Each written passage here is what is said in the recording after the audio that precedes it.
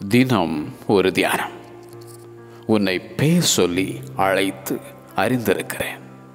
யாத்ராகமம் அதிகாரம் 33 வசனம் 17.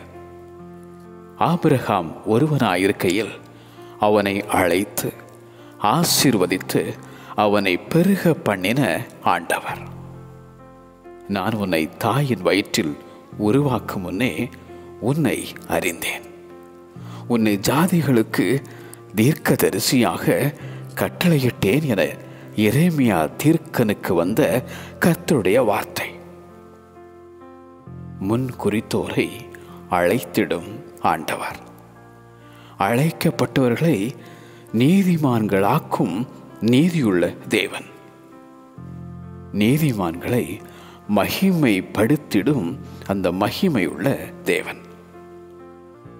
தம்முடைய ராஜ்யத்திற்கும் மகிமைக்கும் உங்களை அழைத்த தேவனுக்கு நீங்கள் பாத்திரராய் நடக்க வேண்டும் என எழுதும் அப்போஸ்தலனாகிய பவுல்.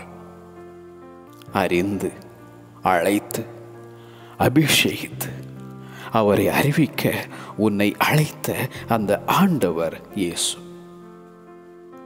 உன்னை அழைத்தவர் உண்மையுள்ளவர், மரண பரியந்தமும் நடத்துவார்.